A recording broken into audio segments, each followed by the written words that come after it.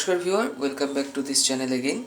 So আজকে আমরা খুব নোন একটা রেসিপি, কিন্তু অনেক ইজিলি অনেক ভালোভাবে আমরা প্রেশার কুকারে করতে পারি। এতে টাইমও সেভ হয় এবং টেস্টও ভালো হয় এবং এনার্জিও সেভ হয়। অবভিয়াসলি যে আপনি অনেকটা কম সময় আপনার কুকিংয়ে যাবে এবং আপনি ওই টাইমটা অন্য কাজে লাগাতে পারবেন। তো মেইন টপিকে যাওয়ার আগে আমি রিকোয়েস্ট করবো যে আমার চ্যানেলটা প্লিজ একটু সাবস্ক্রাইব করে দিন, as because you know your subscription is very much necessary for the growth of this channel. So আমরা যেটা আজকে বানাবো সেটা হচ্ছে গোবিন্দভোগ চালের পায়েস। তো পায়েস বানানোর জন্য অবভিয়াসলি যেটা লাগবে, যে চাল লাগবে আমার, তো দুধ লাগবে এবং বাকি সব ইনগ্রেডিয়েন্টস আমি সব একটু একটু করে আসছি। সো আমি এখানে 1 লিটার দুধ নিয়েছি, আমুল শক্তি মানে ফুল ক্রিম দুধ, এবং রেড কাউয়ে পায়েস খুব ভালো হয়, তো আমি 500 ml করে নিয়েছি। আর গোবিন্দভোগ চাল এটা আমার 100 গ্রাম আছে, 1 লিটার দুধ যেহেতু 100 গ্রাম চাল। আচ্ছা, তার সাথে আমার এখানে রয়েছে তেজপাতা দুটো ছিঁড়ে নেওয়া আর দুটো এলাচ, এই এলাচ দুটো আমি ছিঁড়ে দেবো। আচ্ছা, এখানে যেটা বড় কথা সেটা হচ্ছে যে যেহেতু প্রেশার কুকারে রান্না, প্রেশার কুকারে অনেকেই দুধ রান্না করতে গিয়ে কিসের সম্মুখীন হন, যে দুধ কেটে গেছে। এইটা কিন্তু অনেকেরই একটা অভিযোগ। তো এই দুধটা কাটবে না। আপনারা যেটা করবেন, যে যেটাই দেবেন ভালো করে জলে ধুয়ে, বেসিনে যে জল ধুলে আবার খাবার জলে ধুয়ে নেবেন, চালটাও তাই, যেটাই ধোবেন খাবার জলেও ধুয়ে নেবেন। এবং যে প্রেশার কুকারটা আপনারা ইউজ করবেন, সেই প্রেশার কুকারটা যেন প্রপারলি ক্লিন আপ করা থাকে। বিশেষ করে নর্মালি যখন দুধ রান্না হয় এই গ্যাসকেটের সংস্পর্শে আসে, তো এই ট্যাসকেটগুলো যেখানে বসে এই জায়গাগুলোতে অনেক সময় নোংরা থাকে, এইগুলোকে খুব ভালো করে ক্লিন করে নেবেন এবং তারপর খাবার জল দিয়ে ধুয়ে নেবেন, যেন কোনো নোংরা না থাকে। এই খাঁজগুলো দেখে নেবেন যেন কোনো নোংরা না থাকে বডির ভেতরেও। তাই যে ধরনের প্রেশার কুকারে আপনারা ইউজ করুন না কেন, মেক ইট শিওর যে গ্যাসকেট যেখানে খাঁজখোঁজগুলো থাকে সেখানে নোংরাতেই দুধ সংস্পর্শে আসলেই দুধ কিন্তু কেটে যাবে। এছাড়া দুধ চাল তো লাগছেই, এছাড়া আমাদের যেটা লাগছে, আমি একটুখানি নলেন গুড় ইউজ করব আর চিনি ইউজ করব, সেটা তো অবভিয়াসলি আমি অ্যামাউন্টটা বলে দেব। তো আমি প্রথমে যেটা করব, চালটা প্রেশার কুকারে ভালো করে ধুয়ে নেব। চালটা ধুয়ে আমি খাবার জল দিয়েও ধুয়ে নেব। ধুয়ে তারপর আমি 500 ml জল দেবো, 500 ml দুধ দেব, যে কোনো একটা দুধ আমি 500 ml দিয়ে দেব। দিয়ে আমি আপনাদের তেজপাতা এবং এলাচটা দিয়ে দেব, দিয়ে আমি একটা সিটি দিয়ে নেব। সিটিটা কিন্তু আমি পুরো দেব না, সিটিটা আসার আগে যে শোষো আওয়াজ হবে, সেই শোষো আওয়াজ হলে আমি বন্ধ করে দেবো, সিটিটা আমি ফেলবো না। তো আমি আসছি। সো দেখুন, আমি চালটা ভালো করে ধুয়ে নিয়েছি, 100 গ্রাম চাল, এবং আমি তার মধ্যে তেজপাতা এবং যে দুটো গরম এলাচ আমি চিড়ে দিয়েছি, এবং আবার ওটা খাবার জলে, পরিষ্কার জলে ভালো করে ধুয়ে নিয়েছি। এবার আমি দুধটা দিয়ে দেবো, একটা 500 ml দুধ দিয়ে দেবো। দুধটা দিয়ে আমি গ্যাসটা ধরিয়ে দেবো। সো দেখুন, আমি গ্যাসে বসিয়ে দিয়েছি 500 ml দুধটা দিয়ে, বাকি 500 ml আমি অবভিয়াসলি পরে ইউজ করব। সো আপাতত এই 500 ml যে দুধটা দিয়ে আমি বসিয়ে দিয়েছি এটা হোক। সো এটা আমি এখনই প্রেশার কুকারটা আমি এখনই বন্ধ করছি না, এটা একটুখানি যখন ফুট আসবে তখন আমি বন্ধ করব। আর আমি এর মধ্যে যাতে দুধ না কাটা একদম ফুল এনশিওর করার জন্য আমি এর মধ্যে 1 চিমটে লবণ দিয়ে দেব। সো দেখুন, যেহেতু এটা 1 লিটার দুধের রান্না, এরকম এই অ্যামাউন্টের লবণটা আমি দিচ্ছি। আপনি কন্ট্রাস্টে আসলে বুঝতে পারবেন, এইটুকু লবণ আমি দিয়ে দিলাম। এটা দিলে কি হবে, যে দুধটা কাটার সম্ভাবনাটা একদমই চলে যাবে। তবে খুব আনফর্চুনেট না হলে দুধ কাটে না, তাও আমি লবণ দিয়ে দিলাম। এবং এটা গরম হোক, একটু ফুট আসুক, তারপরে আমি এটা বন্ধ করব। দেখুন, দুধে ফুট এসে গেছে। তো আমি এবার কি করছি, আমি টোটাল ব্যাপারটাকে একটুখানি নাড়িয়ে নিলাম। সো দুধে ফুটটা এনে প্রেশার কুকারটা লক করা বেটার, যে যদি আপনার দুধ কেটেও যায় তাহলে সেটা আপনি দেখে যেতে পারবেন। এই ফুট এসে গেছে মানে আর কাটার সম্ভাবনা নেই। তো এরপরে আমি প্রেশার কুকারটা ক্লোজ করে দেবো। সো এই ক্লোজ করে আমি দিলাম। এবার প্রেশার কুকারে ফুল সিটি আনবো না, কারণ ফুল সিটি আসলেই যেটা হয় যে মুখ দিয়ে দুধ ছিটকে পড়ে। সো ফুল সিটি আসার আগেই শোষো আওয়াজ হবে, সেই সময় আমি কুকারটা বন্ধ করে দেবো।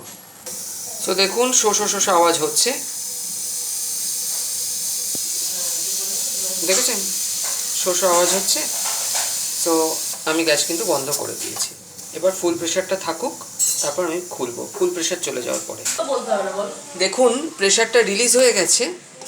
সো চাল কিন্তু রান্না হয়ে গেছে। এবার আমি বাকি যে 500 ml দুধটা আছে আমি এবার সেইটা দিয়ে দেব, দিয়ে আবার গ্যাসটা ধরিয়ে দেব। দেখুন আমি বাকি 500 ml দুধের মধ্যে দিয়ে দিয়েছি, দিয়ে আমি এটা আবার গ্যাস চালিয়ে বসিয়ে দিয়েছি। এটাতে আবার যখন ফুট আসবে, মানে এটা যখন ফুটতে শুরু করবে, আমি আবার ঢাকনাটা ক্লোজ করে দেব। কিন্তু এইবারে আর সিটি আসা অবধি ওয়েট করব না, মোটামুটি একটা নর্মাল একটা প্রেশার তৈরি হবে, আমি দেখিয়ে দেবো সিটিটা খুলে, তখন সেই প্রেশারে আমি গ্যাসটা বন্ধ করে দেব। আপনারা দেখুন আমার এই দুধে ফুট এসে গেছে। সো আমি আবার ঢাকনাটাকে ক্লোজ করে দিলাম। সো এবার আমি পুরো প্রেশার দেব না, আধা সিটি দেবো, মানে কতটা প্রেশার আমি আনবো সেইটা দেখাবো, তারপরে গ্যাসটা বন্ধ করে দেবো। আচ্ছা দেখুন মোটামুটি এরকম একটা প্রেশার এসছে, দেখুন ভালো একটা অ্যামাউন্টের প্রেশার। এই অ্যামাউন্টের প্রেশারে আমি এবারে গ্যাসটা বন্ধ করে দেবো।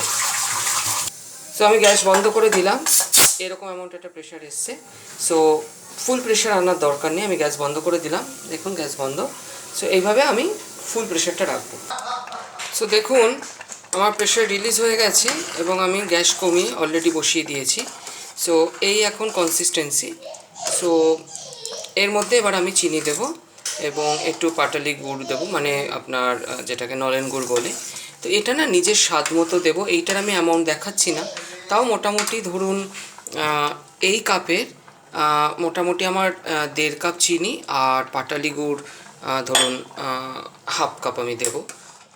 তো পাটালি গুড় আমার যেহেতু কম আছে, তো আপনাদের কাছে পাটালি গুড় বেশি থাকলে সেই অ্যামাউন্টে দিয়ে নেবেন। সো দেখুন আমি পাটালি গুড়টাও মিশিয়ে দিয়েছি, চিনিটাও মিশিয়ে দিয়েছি, গ্যাসটা বাড়ানো আছে, সব মিষ্টিটা গলুক। দরকার হলে টেস্ট যদি মনে হয় যে একটু গুড় লাগবে, সেক্ষেত্রে আমি গুড় বা চিনি কোনো একটা মিশিয়ে দেবো। আমার কাছে গুড় কম আছে, সেক্ষেত্রে চিনিটা মিশিয়ে দেবো। আর গুড়টা থাকার জন্য একটা আলাদা তো রং হলো, তো আর গন্ধটাও থাকবে।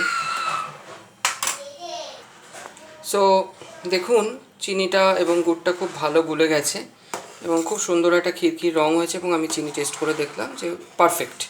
তো এমনি যেহেতু আপনি প্রেশার কুকারে রান্না করেছেন, ওই হাই টেম্পারেচার এবং প্রেশারে দুধটা এমনি খিরখির হয়ে গেছে, তো এটাকে আর এক্সট্রা শুকানোর দরকার নেই।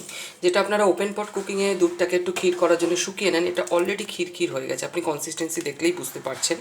তো এর মধ্যে আমি একটু ভেজানো কাজু কিশমিশ একটু মিশিয়ে দেবো, মিশিয়ে আমি ঠান্ডা করে সার্ভ করব। সো দেখুন আমি গ্যাসটা ঢিমে আছে করে করে আরও 5-7 মিনিট ব্যাপারটাকে শুকিয়ে নিলাম এবং মিষ্টিটাও টেস্ট করে নিয়েছি, খুবই সুন্দর হয়েছে।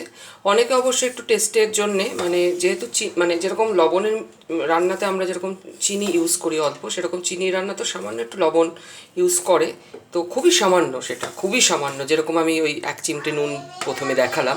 তো সেক্ষেত্রে আপনি আর এক্সট্রা 2 চিমটে নুন দিয়ে দিতে পারেন, তাতে নোনতাও হবে না, কিন্তু একটা চিনি লবণের একটা ভারসাম্য হবে, খেতেও সুন্দর হবে।